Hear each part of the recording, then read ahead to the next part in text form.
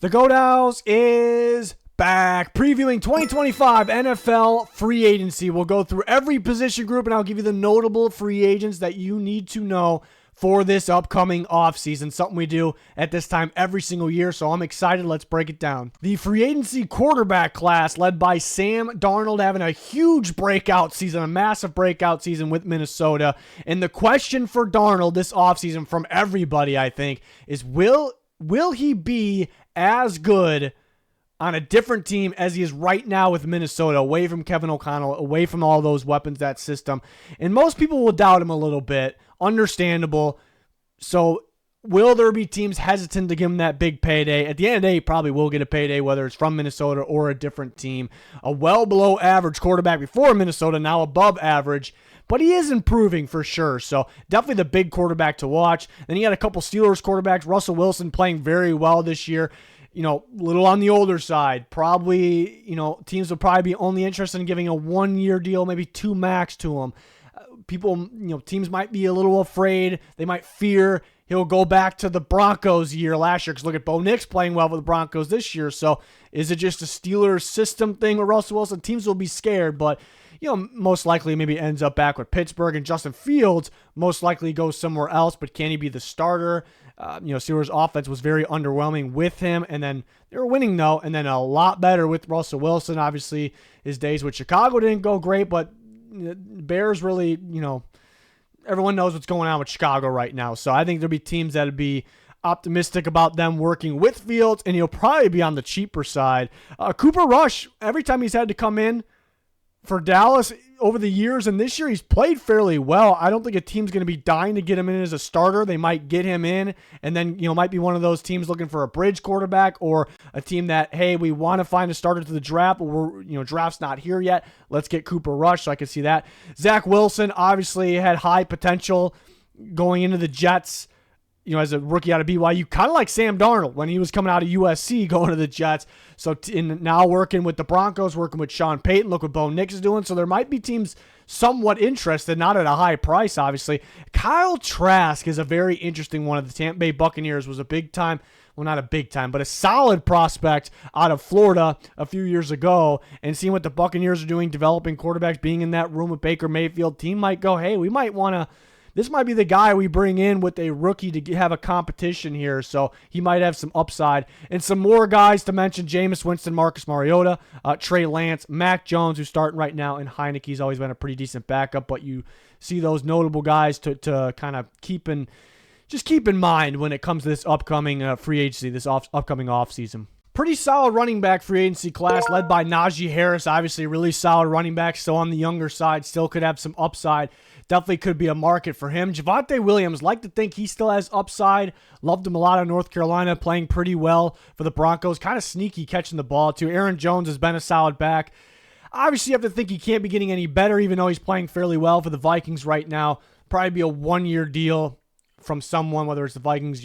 J.K. Dobbins, really solid back, just cannot stay healthy, but you see the difference with the Chargers with and without him.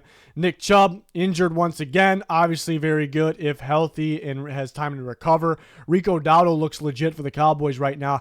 I'm going to assume Dallas probably wants him back. And you see some restricted free agents, a couple that are notable. Kind of going back to the Steelers. We already talked about 2 quarterbacks from the Steelers, but Jaylen Warren, they're going to need at least one of Najee Harris or Jaylen Warren back, but he is restricted along with the Niners' physical running back Jordan Mason. And since they're restricted, their teams have the option to put a tender on them where they get a draft pick if somebody signs them, or if they go to free agency as a restricted free agent, which they are, another team signs them to an offer sheet. Their original team, so the Steelers and the 49ers, have the opportunity to match that deal. So you could say more likely those guys are back with their teams. And then some more notable guys: A.J. Dillon, who's been injured this year; Tyler Johnson, who's been really solid for the Buffalo Bills, really solid pass-catching back. Elijah Mitchell's been really good for the Niners when healthy, but then sometimes with these running backs, you take them away from the Niners. How good are they? And Cam Akers has been a solid back as well. So again, pretty solid group of running backs here. And the wide receiver free agent class led by T. Higgins, obviously the star of not only this group, but maybe free agency. This group consists of, it feels like, mainly veteran guys that maybe are declining a little bit, but could still ball out. Stephon Diggs, Amari Cooper, Keenan Allen, DeAndre Hopkins, guys like those. But T. Higgins leads the way. Obviously a big-time contested catch receiver, big-time downfield threat, big-time red zone threat. Can the Bengals pay him on top of, because the priority has to be Jamar Chase, their star. Both of them are stars, but they're big-time star receiver. Higgins sitting out a little bit of games this year. I think it's because he's not happy to be on the franchise tag, and he knows mainly he's going to be a free agent. He doesn't want to risk his payday, so any minor thing, he'll sit out. Seen players do that sometimes, but we already see the Patriots linked to T. Higgins. How about the Titans with Brian Callahan there? They traded DeAndre Hopkins. Boyd's a free agent or former Bengal, so they could be looking to add a guy like that. There will be several takers here, but Chris Godwin maybe doesn't get as much money just because he's coming off that injury that was pretty brutal, and he was having a career year before that, and that's saying something because he is one of the very best slot receivers in all of football. So most likely I would say be back with the Bucs, but there'll be some takers just because mainly this free agent class is full of veteran guys that, just one-year deal guys, and Higgins and Godwin are who separate. Higgins is a bit above Godwin, but they separate themselves from the rest. And Stephon Diggs was playing very well before the injury, so obviously still has some juice left in the tank for sure. Amari Cooper is still waiting for him to come alive with Buffalo right now. That could determine his fate in the offseason. Keenan Allen's actually playing pretty well right now. He started the year off a little slow. He was a little banged up, and it's like this guy's getting slower. He's declining, but lately he's been playing pretty well, and there's really not much going for that passing game of the Bears. He's making some clutch plays, still knows how to get open, so he could have a pretty decent taker on a one-year deal. And DeAndre Hopkins has some drops this year, but obviously he's still a very good contested catcher and been playing fairly well with the Chiefs. Some other guys, speaking of the Chiefs, Hollywood Brown, who's about to come back, so that could determine his fate here in the offseason, how he plays when he comes back. Darius Slayton's a sneaky one. Josh Palmer's been pretty decent for the Chargers. Deontay Johnson, which actually today was just waived by the Ravens. I think it's more, the talent, he hasn't really showcased his talent out there, but I do think it's more of character or just not wanting to be there. So I think the talent is in there still, but he is currently a free agent. If someone picks him up shortly after recording this, it would be on Monday. Waiver claims he will be a free agent again, obviously with the free agency class in the offseason. So those are the notable receivers, and T. Higgins, maybe a notable guy in an entire free agency. Not the best tight end group, which it rarely ever is. Mike Gesicki's played pretty well for the Bengals, but he's not going to fit everyone. Obviously, mainly just a big receiver that plays tight end. Jevon Johnson, kind of similar. Obviously, very, very talented. Tyler Conklin, I think, is pretty underrated. He played well at Minnesota. He played well with the Jets. Maybe it's a little inconsistent. Some games with the Jets, he disappears. Some games, he's making big-time plays. I like him. I actually think he might be the best of this group. Mo Alley Cox has been decent for the Colts. Austin Hooper, Zach Ertz could retire.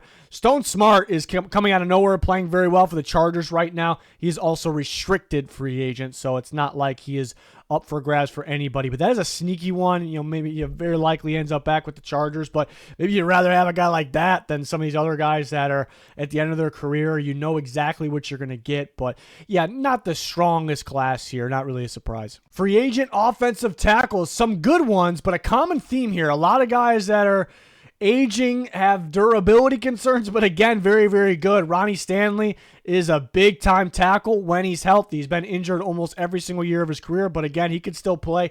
It's not like he's too old or anything like that, so we'll see where he ends up. Cam Robinson played fairly well for the Jags. He's playing pretty damn well for the Vikings right now, but the Vikings will get Darisaw back, so maybe Cam Robinson's more likely to go elsewhere. It's definitely a starting left tackle. Morgan Moses is very good. He's very, very solid. Very solid right tackle. Played well recently for the Ravens and this year for the Jets.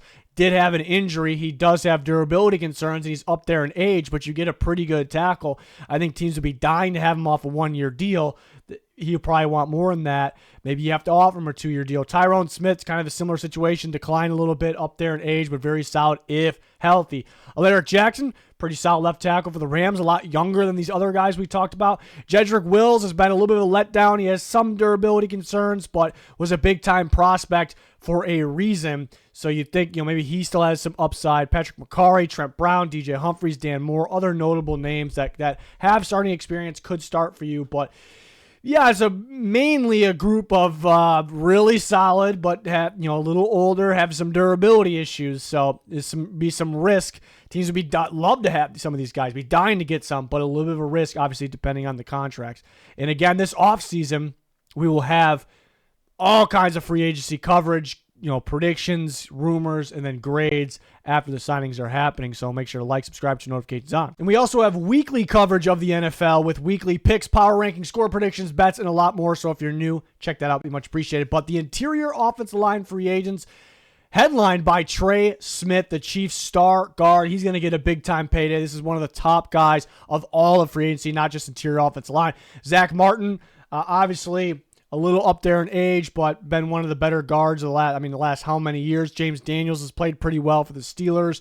Brandon Scherf's had a really good career with Washington and now with Jacksonville. A little up there in age, but he's still very, very solid. Team would love to have him on a 2-year deal. Kevin Zeitler obviously played well with several different teams right now on with the Lions. Ryan Kelly, there's always rumors of could he retire early. Not that it's super early, so I guess we'll monitor that, but a very solid center that's played his whole career with the Colts. Drew Dahlman, center of the Falcons, other one. Austin Corbett with the Panthers. Hernandez now at the Cardinals, playing a little bit better. Bozeman is the center of the Chargers. And Aaron Banks, I still think has some upside, the San Francisco 49ers guard. So those are some notable interior offensive linemen to watch. Pretty good at the top. Then you see a bit of a drop-off there. A star guy with Trey Smith, a star guy right now, but how many years does he have left with Martin? And then it's pretty solid. Scherf, very, very solid. And then you have Daniels. And then, again, good players. I feel like they need the right scheme. So there is a bit of a drop-off after those top-tier guys. Maybe a lot of teams after Trey Smith. Remember the guard market last free agency? Good players.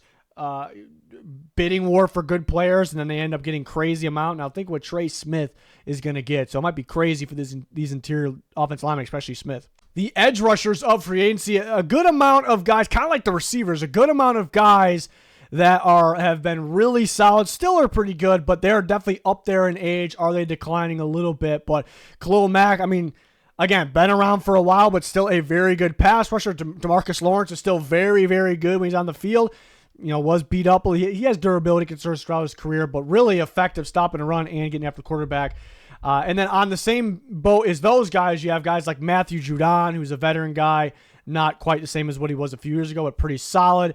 But then you got some guys that are a little bit younger. Josh Sweat, very solid Eagles pass rusher. He should have a decent market. Azeez Ojulari, there was some interest in him at the trade deadline. He's played very, very solid for the Giants. Still think he has some upside. Does have some durability concerns, but is on the younger side still. Chase Young's weird. Like, how big of a free agent is he? He's good. He's productive. Still think there's got to be a little upside in there, but every year he kind of just sits around in free agency and no one's that interested. So it's hard to, even though you think he could be a big-time free agent, it's hard to actually label him that. And then you got some sneaky guys. Patrick Jones is a really sneaky one. He plays for the Vikings, has several sacks, really good production. That's coming in off the rotation, off the bench, being a rotation guy, being that productive. So he could be a starter somewhere. Hassan Reddick, obviously more talented to be in the notable list, but talented enough, I should say, but maybe declining a little bit. And then he's won a big contract, and he's went through agencies, and the Jets don't want to give him that, and other teams didn't even want him because they weren't going to be able to trade him. It's a whole mess. He probably won't play unless he gets X amount of dollars. That's kind of what it feels like. So he might sit around for a little bit. Malcolm Kuntz of the Raiders is an interesting one. He's injured this year. Last year had 8 sacks. Looked really solid. He's young with upside. But coming off an injury, and then people will go, where's he at? And then did a lot of his production come playing from, with Max Crosby? Some teams would love.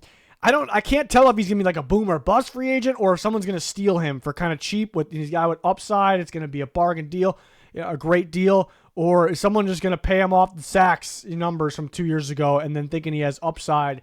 And is it a boom or bust in that case because he's coming off the injury? Can he repeat all that? So he's an interesting one. Dante Fowler Jr. playing very, very well for the Commanders. He's bounced around teams. Teams have passed on him, so I don't think he'll be that sought out after, even though he's played very well. And Joe Tryon was a first-round pick for a reason, was a really good prospect out of Washington. Hasn't fully produced, has some flashes because he's so athletic here and there for the Buccaneers. But you have to think, he's been underwhelming, but you have to think he still has upside. So you got a mixture of guys that are, longtime veterans, Maybe they're not the most durable, but not major injury concern there. And then you got guys that are pretty solid and might actually still have some upside. So a pretty decent group here from the edge rush position. The interior defensive line group of free agency, far and away the headliner for this is Milton Williams, who could be pretty versatile across the defensive line, but he is really breaking out this year, and we already kind of thought he was solid, and we knew that breakout was coming. Just a phenomenal player, a phenomenal pass rusher from the interior, or if it's a 3-4 team, you could line him up. Again, you can move him around in different alignments across the defensive line, and we saw that when he was at college as well. So you think he still has upside. He's playing great right now. So I think he'll get a big payday, and the Eagles have quite a few guys to pay in the future up front.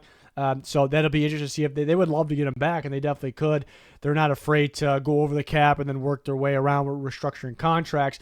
Then you have B.J. Hill, who's had a pretty decent career. The Bengals, D.J. Jones, a really good run stuffer from the Broncos. He's not going to be on the field, for 90% of the snaps. It's going to be less. He's going to do a good job stopping run. Jevon, another guy. He played all right this year. I think maybe he still has upside. Levi Onwuzurike of the Lions, another guy, young. Football still ahead. Best football still ahead of him. He's played fairly well for the Lions. He could be a big one. He could be number 2 on this list just because of the upside. Osa Odigizua of the Cowboys. Been fairly solid. Could be a little bit better, stop and run more consistently. And then more options. Jerry Tillery's played all right for the Vikings this year. Derek Notty's had a pretty good career with the Chiefs. More of a nose tackle, just like Greg Gaines. Those guys are in there for early downs, running downs. And then Sebastian Joseph Day, who's been a decent rotation D-tackle, sometimes starter, moving around some different teams in the NFL, currently on the Titans, obviously. But yeah, Milton Williams leads this group by far. If the teams need an interior defensive lineman, teams will be desperate for a guy like this, but they're all a little different. Some of these guys aren't going to play nose, some won't play, over the guard, and some will. So they're all a little different, but again, Williams is the big shot. He's the big one of this group. Linebackers led by Nick Bolton, obviously been very, very good with the Chiefs, and still has some good football ahead of him. Well, these other guys, you could argue maybe a guy like Bobby Wagner's a little better right now, but yeah, Bobby Wagner, Levante David, Dre Greenlaw, these guys are definitely up there in age. Maybe Wagner and David, they still can ball out. I think David's done, very soon. He's probably going to finish his career with the Bucs. I think he's mentioned that even. But Wagner still balls out, but how many years these guys have? Dre Greenlaw trying to come back from injury, doesn't look quite right yet. But we know he's super talented when healthy. Zach Bond's been very good for the Eagles. I think teams would be a little hesitant. He's only worked out in this scheme. That's why teams are a little careful with linebackers. They don't spend a lot of money. So I think chances are Bond is back with the Eagles. Ernest Jones been bouncing around a bit through trades this year, but been pretty solid with the Seahawks. I think he'll stick there on an extension.